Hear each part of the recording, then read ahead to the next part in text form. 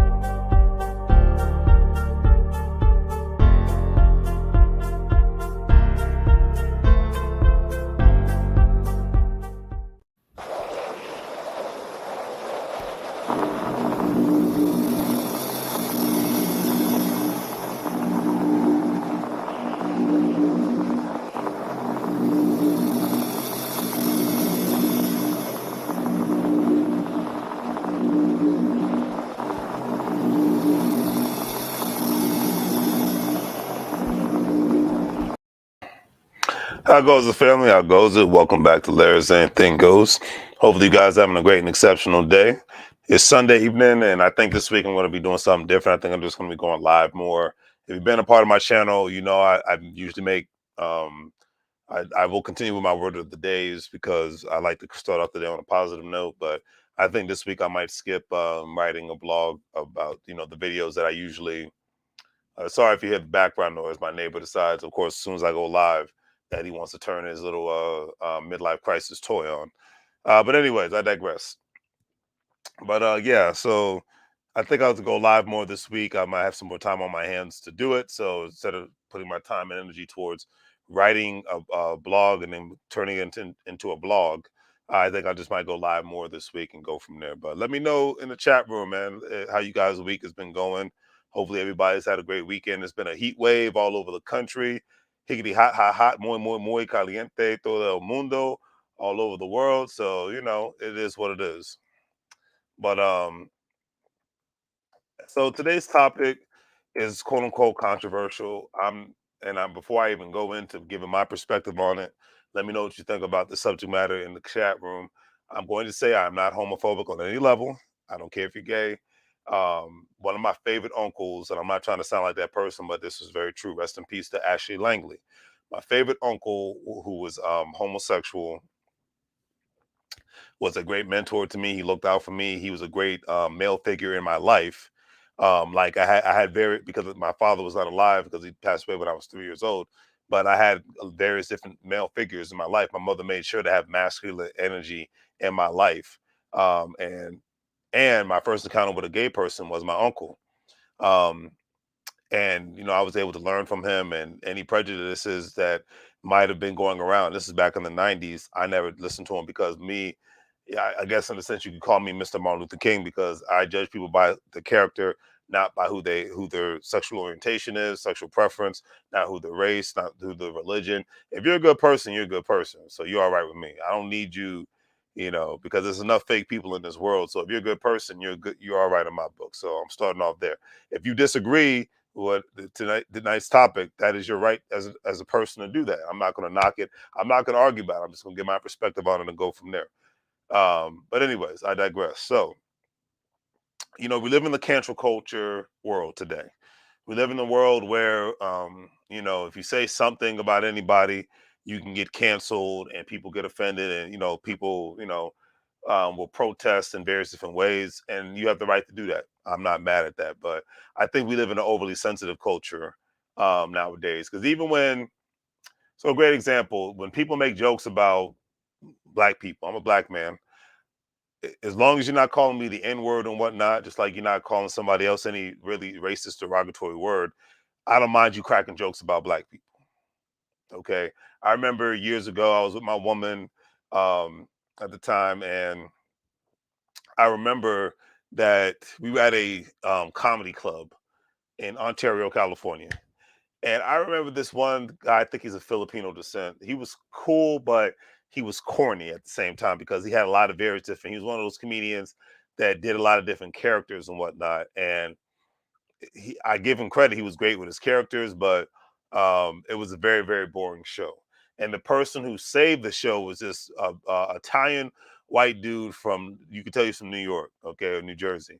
And he saved the show. He was like the last comedian to come on. And I was sitting in the front row, luckily had, front row seats and whatnot. And he said to my girl at the time, he's like, "Oh man, you look like you date black guys." She's like, "He is black." He said, "What are you talking about? He's Puerto Rican." And I died laughing to the point where I almost was out of my chair because I'm light skinned, so I could pass for a Dominican or a Puerto Rican or a Cuban or somebody who's mixed with black and white. So I was dying laughing. And in today's world, people get offended by that stuff, and it's terrible. I remember I'm gonna look up his name because he's actually one of my favorite comedians too. Um hopefully I get to look him up. I love comedy. If you know anything about me, I love comedy. I love to go to a comedy show. I love to laugh. I like to learn and I love to laugh, okay? And because the world is too freaking what is it? The world is too freaking sensitive and cron comedian.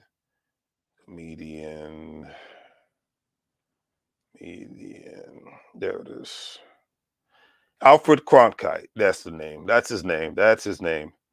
Okay. That's his name. Issues at show. Alfred Cronkite. He's actually, I believe he is of Trinidadian descent, but he was born and raised in North Carolina or whatnot. But he had an issue with the woman who was mad at him because he had a heckler. And this was back in November, so this is almost a year ago. But this is pertinent to what I'm talking about tonight because I'm going to be talking about Steve Harvey made a statement about Dave Chappelle. Comedian Afion Cronkite, make sure I get his name right, called out a Karen who interrupted the stand-up act by storming the stage like the Capitol in the middle of his routine to complain that she was offended by his act. Crockett, Avion Crockett, that's his name. I'm getting people's names messed. I'm bad with names. Sorry, family. Who is he had this encounter and whatnot, and he said, "When I perform, I said what I said. If you don't like it, don't come." He wrote. He said, "Cancel these, you know what's, you know what," and I respected that because he called it out. He's like, because that's my comedy is like the last thing in this world that we have where we can go there, go have a few laughs. Nobody has to worry about getting offended. If you don't like hearing foul language, don't go to a freaking comedy club. That's just keeping it simple. If you don't want to be offended, then don't go to a comedy show. Comedy sucks when there's limitations. A lot of things in life suck when there's limitations. That's why so many people have become entrepreneurs and whatnot, because being an employee, for the most part, places limitations on your life and who you are, where you can go, where you can live, how much money you can make. It puts limitations on your life. And the beautiful thing about being a freaking comedian is you're supposed to be able to get on that, especially stand-up comedian. You're supposed to be able to go up on that stage and own it and whatnot. And obviously, when you get too big to a certain point, you're not allowed to talk about certain things because then everyone gets offended. I.e., Kevin Hart, when he was supposed to host the Grammys, it was a dream of his, and because of what he said about um, the LGBTQ community and whatnot, jokingly back in the day, they were trying to make him apologize 1,000 times, and he was, in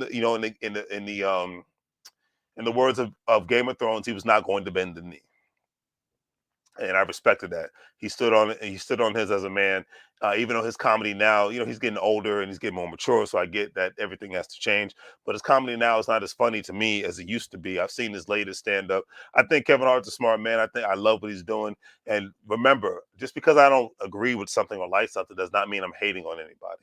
I'm not hating on Kevin Hart. I'm not hating on anybody. Do what you do with your life. I know he provides jobs and opportunities for a lot of people, just like him and Tiffany Haddish, who had Tiffany Haddish back before the pandemic.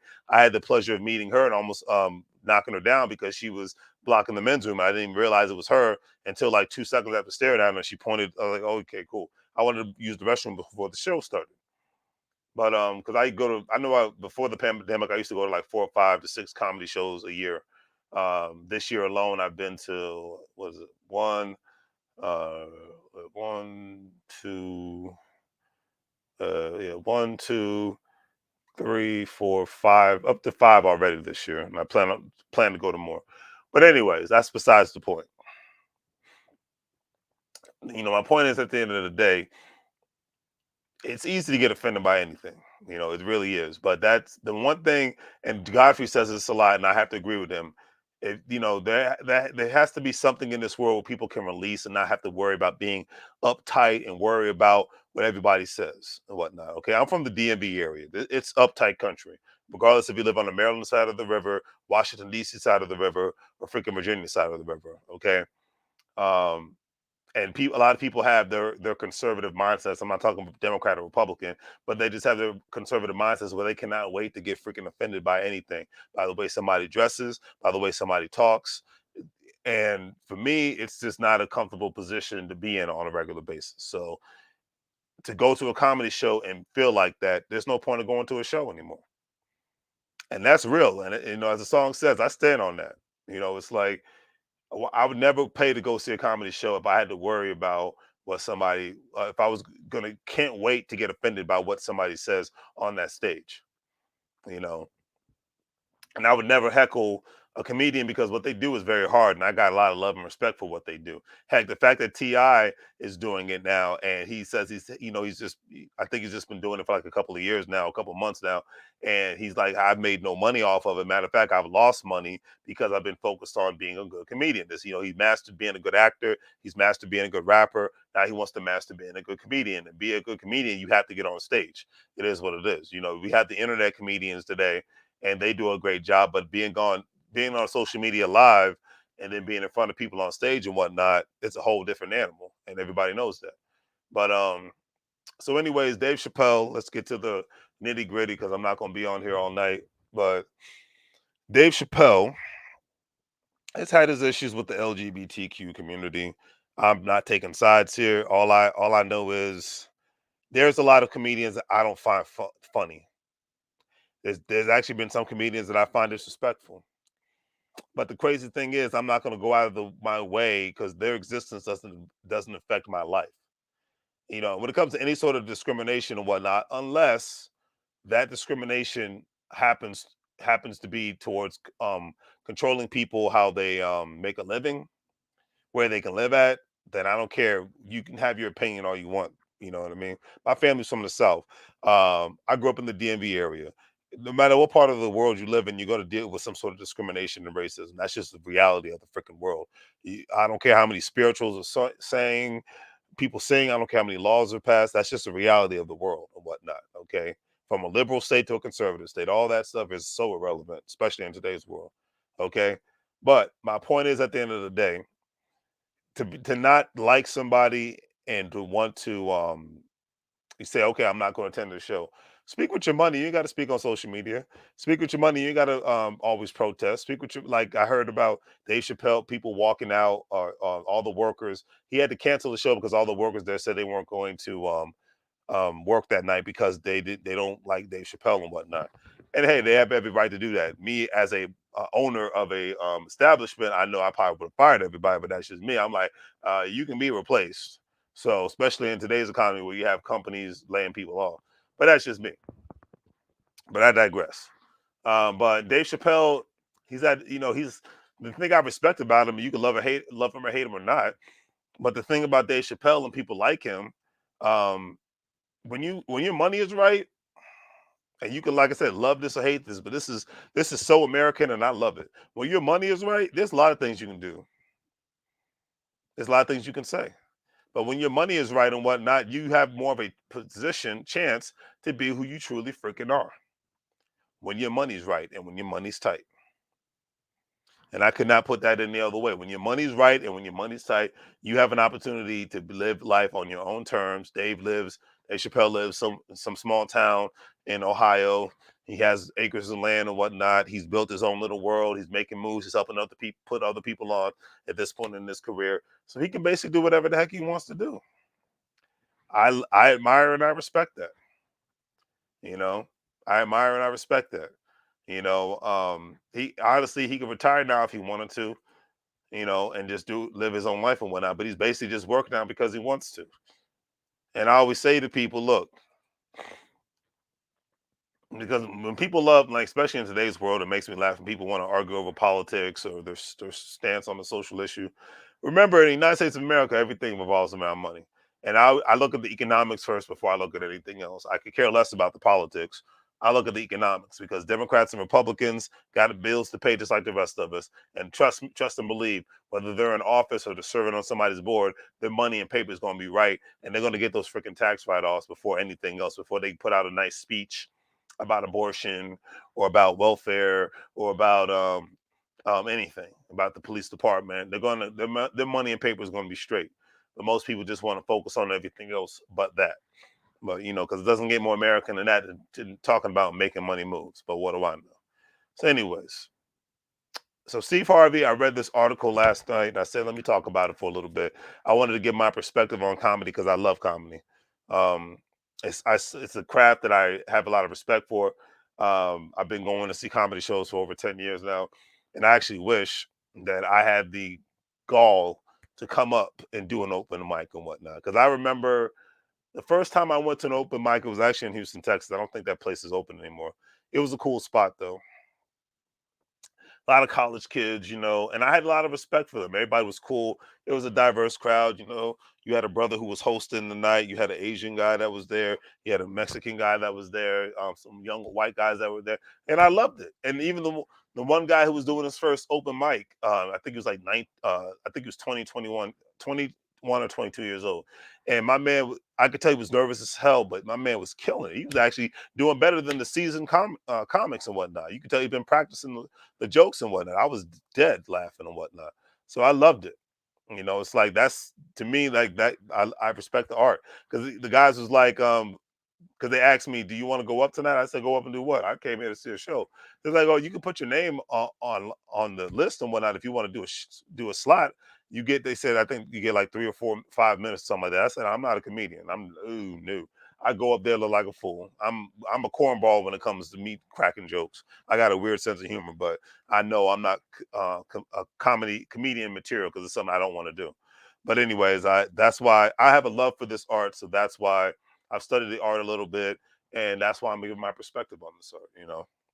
And a lot of people don't realize, most comedians are self-employed contractors in a sense. So they are, in a sense, entrepreneurs. They have a craft, they have merchandise that they sell, they get contracted to do different things and whatnot.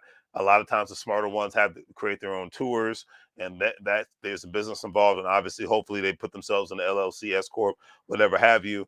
Then, especially so that they can get the tax write-offs of taking the trips, driving, hotels, lodging, food, all that stuff.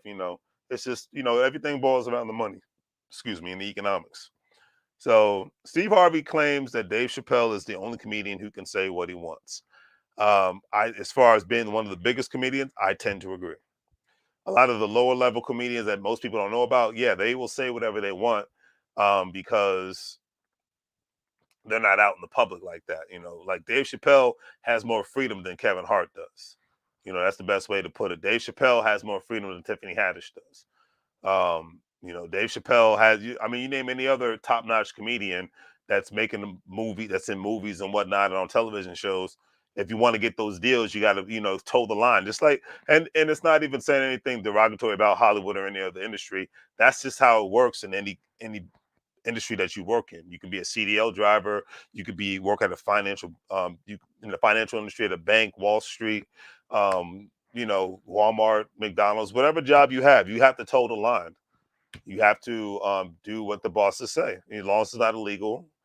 Most likely, hopefully, it's not unethical. You have to, you work for any private entity or government entity. There are rules and regulations. You get a scholarship to go to school. There's rules and regulations. So there's rules to everything. So that's why I'm not downing Hollywood for having these rules for you to be able to. Especially Hollywood is the big, like having a job is like being in high school. You got to figure out how to get in good with the cool kids. But with Hollywood, that's even more so. And I've seen that even just visiting LA for the last 10 years. So, and I have friends that work in those industries as well. So it's very interesting. But article says that this new era has brought on so many changes. One being comedians feeling they can't say what they really feel or think, which is sad, in my personal opinion. That kills the art of comedy. Many comedians have faced critical scrutiny as their jokes and words are being policed by the general public. But according to the original Kings of Comedy star Steve Harvey, only one comedian is impervious to cancel culture, and that's Dave Chappelle. And before I go forward, I know why, because people don't want to listen to censored comedy. That's the thing. Most people, there's a reason why Dave Chappelle can still sell out shows right now. Nobody wants to listen to censored comedy. All right. Everything else is censored. Everything else has to be PC'd. People go to see a show because they want to hear vulgarness. They want to hear people talking trash. They don't want limits and whatnot. They want to be that, for those, a lot of times in those moments, that's the only time people feel free. It's like it's in a sense, and this is why I give a lot of comedians credit. They give people like the therapy. It's therapy for the comedian. It's therapy for the people in the audience. Laughter. I'm not a psychiatrist by any means, but laughter is good for the soul, and it's therapy for a lot of people. I know I feel 10 times better after every time I go out of a good comedy show. I've been in some bad ones. But every time I go to a good comedy show, I feel like I'm a freaking king on the block. Okay. Like I feel relieved. It's like after working out or whatnot, because I laugh so hard. I'm just like, man, I needed that. Whether life is good, whether life is bad, comedy is like a form of therapy for a lot of people. All right. Anyways, the article says recently Steve Harvey spoke to reporters to promote his latest ABC show, Judge Steve Harvey. During the interview, Harvey was asked whether or not he would venture back into doing stand-up comedy after doing a plethora of other endeavors. Harvey's response highlights the damages of cancel culture directed to explicitly to comedians and claims that is the reason he probably won't be doing stand-up. And that's a sad thing because Steve Harvey's stand-up was awesome. I loved it. It was on point. It was very, very funny. And unfortunately, a lot of comedians from that generation, they probably don't want to be on stage anymore because they're like, I'm going to say something that's going to offend somebody, and I have too much to lose to be a part to get mixed up in this stupid cancel culture nonsense. That's why I said these people are these cancel culture people are ruining comedy, and it's a darn shame. I hope the generation coming up and whatnot. I hope there's going to be some Steve Harveys, some Richard Pryors, some Dave Chappelles that are still that are still willing to push the envelope. You know what I mean? But anyways, according to the Family Feud host, comedians who felt free, reign to speak their mind and say whatever they wanted based on their observations can no longer do so. Harvey then lists comics such as Kevin Hart, Cedric the Entertainer, D.L. Hughley, and even Chris Rock. He states that they are all limited in their approach. He's right. Harvey feels the only person unaffected by cancel culture is Dave Chappelle because he's not sponsor driven. He's subscription, and that's the thing. He's not sponsor driven. Like once other people's money gets involved, OPM, you got to follow the rules and regulations. You want to buy a car, there's rules and regulations to follow. You want to buy when you get that loan. You want to buy a house, there's rules and regulations you got to follow. You want to buy into a franchise, there's rules and regulations you got to follow. And that's the thing. It's like Cedric the Entertainer. I think his stand up is still pretty good. D.L. Hughley, I think it's his stand up is way better than Chris Rock.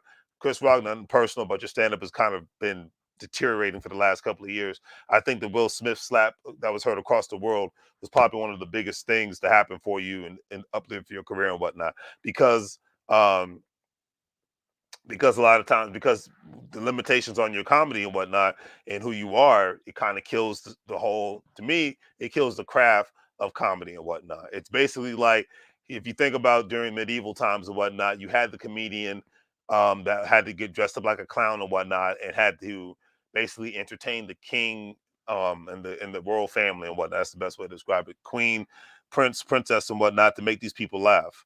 And and of course couldn't say anything offensive to the royal family because if he did that, then he would get killed or he would be imprisoned. And that's kind of the situation that we're in today in comedy and whatnot.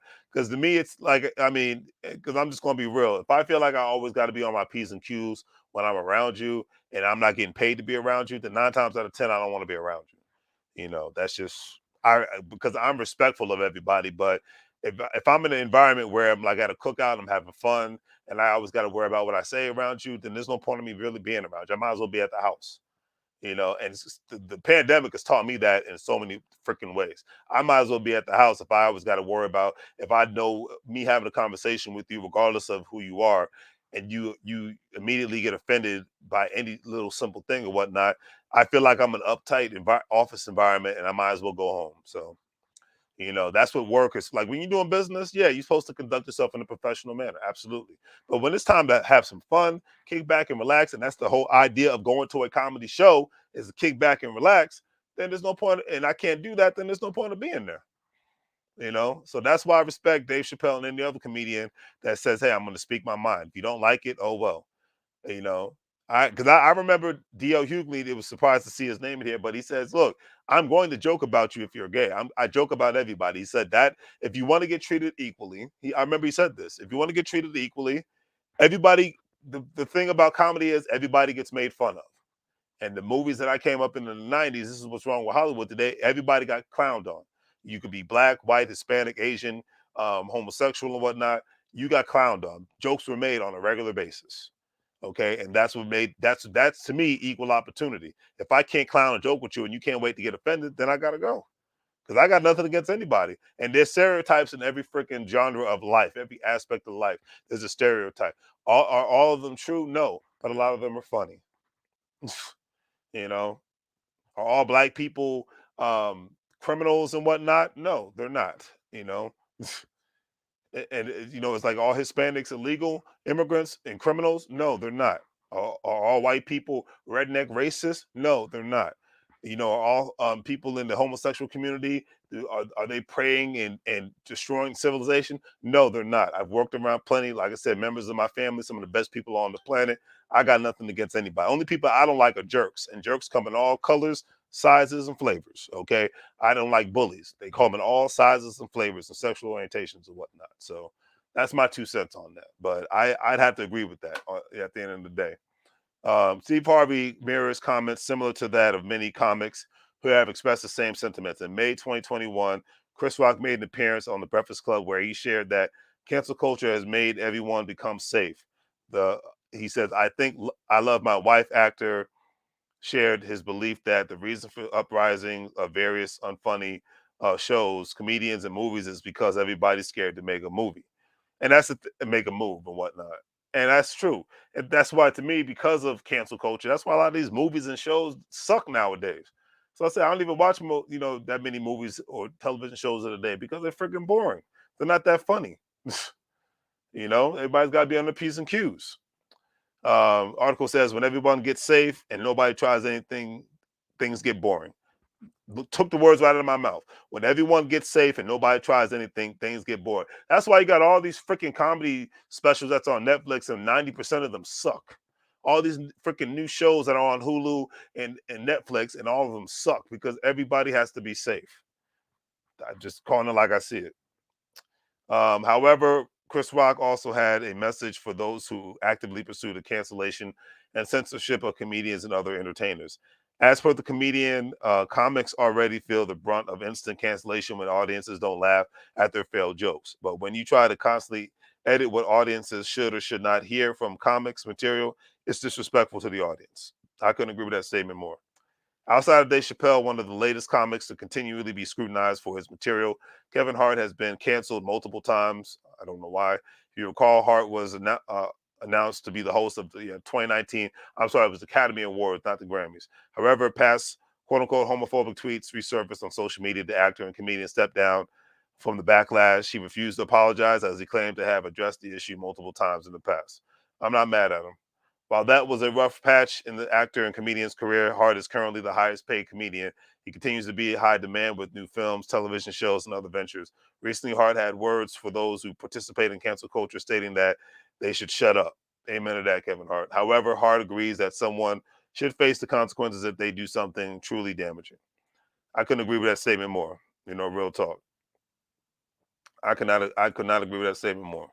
Okay. But to me, if you're always going to be in your feelings, then there's just no point of freaking going to a comedy show, or comedy just shouldn't exist anymore.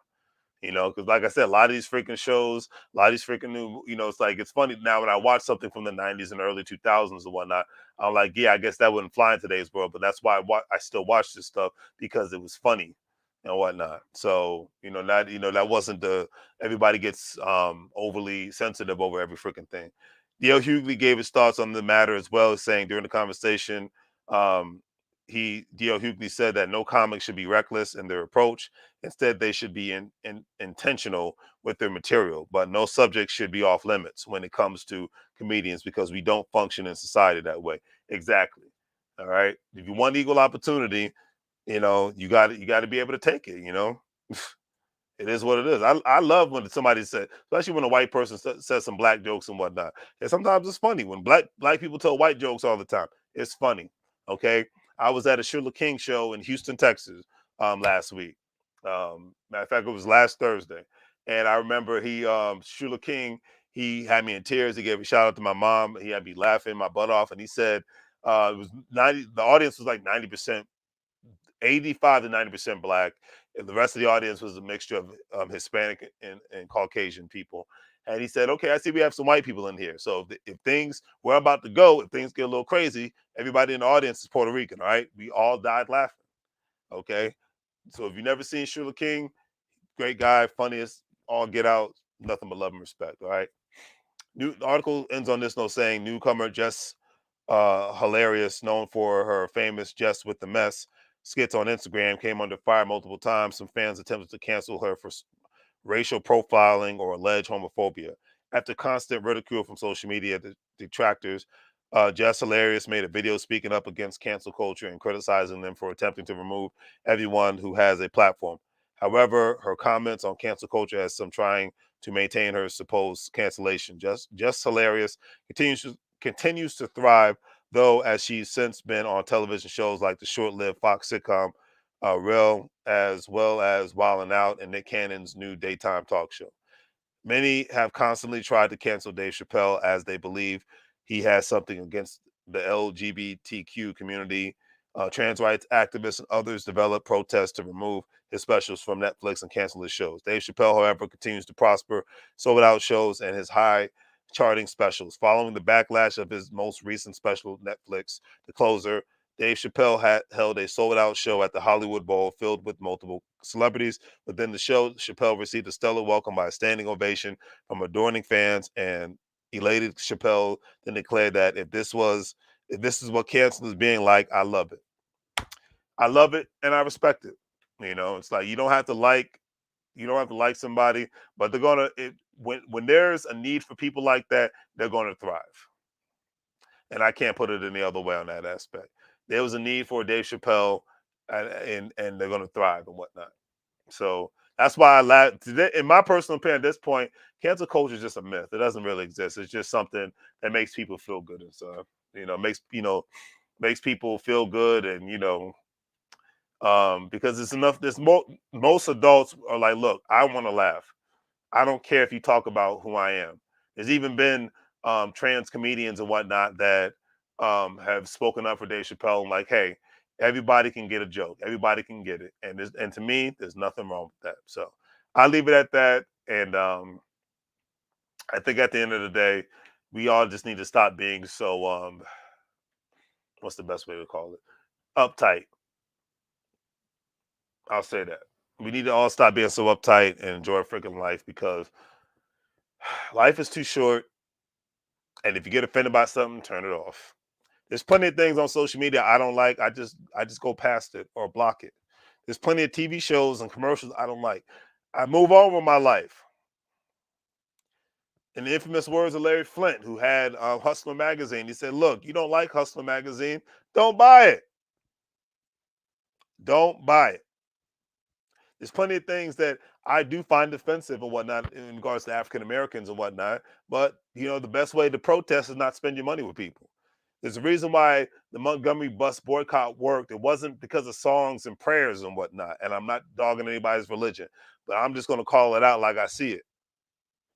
It's because majority of the customers were African Americans, people of black descent, and they walked and they got in people's cars to get to work and to get to where they needed to go. And they darn near bankrupt the city bus line in Montgomery, Alabama, because when you vote with your dollars, things can happen. And it's like, okay, we're going to desegregate the buses because we have no choice. Majority of our customers are black. Okay. And things are just going to have to change. That's the biggest part of the civil rights movement that's not talked about enough. The money. Okay. The money, the money, the money. But I'll leave that alone. All right. I'll leave that alone.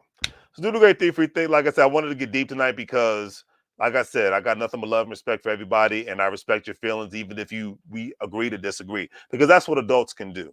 Adults should be able to agree to disagree without getting so emotional, without getting disrespected, without even saying, "Okay, I'm not talking to you no more." I've had to learn that in my life. I'm not perfect. I've learned that growing up and getting older. I was watching Corey Holcomb, his show earlier, him and one of his best friends, they're both from Chicago. One's from the inner city of Chicago, the other one is from the suburban parts of Chicago and whatnot. And they were arguing about the differences and the way that they were arguing with each other. You think that they were ready to go outside and fight each other, kill each other. But it's like, man, please, I love you either way. This is just what we do. He's like, yeah, I love you back, brother, and that's how it's supposed to be. He said, we agree to disagree. They shook hands, and they went on with the show, and that's how life is supposed to be, in my personal opinion. Nobody needs to get fight. Nobody needs to fight. Nobody needs to get all up in their feelings because they don't agree with somebody. Life is too short, family. And it's cool to if I disagree with somebody, then I know I'm doing something right. I know I'm around the right person. Because if you're gonna challenge me, then that means I can learn something from you. It's the same thing with me. You know, people told me like, yeah, I like being around you, Larry, because you challenge me. And we learned something. I learned something from you. And I'm like, yeah, vice versa. I don't want to be around yes people all the time. That's boring. You can't evolve as a person. That's why people go off to live in other states and countries and cities. That's why people go to freaking college and the military and whatnot, or join a trade organization. Excuse me, so that they can learn something new and evolve. You evolve, you disappear, right? So, on that note, family, I'm out. Do the great 3 free things: like, share, and subscribe. You know what I mean? Don't forget to check out, and be so gracious to check out the online store. Don't forget to check out Stash, WEBULL, Acorn, Crypto.com, WEBULL, Stash, Acorn, all that good stuff. You have the opportunity to buy stocks, buy crypto, buy bonds, and open up an individual retirement account known as an IRA and whatnot. We have an opportunity to invest. And when you sign up on all those platforms, you make some money. All the links are in the description. And hey, don't forget to check out the online store. Our phone's gone off a couple of times, so thank you guys for the Cash Apps. Thank you for the PayPals, and thank you for the Venmo. Always greatly appreciated. I always put the money back into my channel. So it is what it is. And thank you for my new subscribers. Thank you for riding with me. Thank you to my old subscribers. You used to ride with me. And like I said, if you disagree with me, that's cool. I still got nothing but love for you at the same time, man, because life is too short. I'm not going to fight over something we disagree on. That just means I got more love and respect for you, because I don't want to be around yes people. All right? On that note, family, I'm out.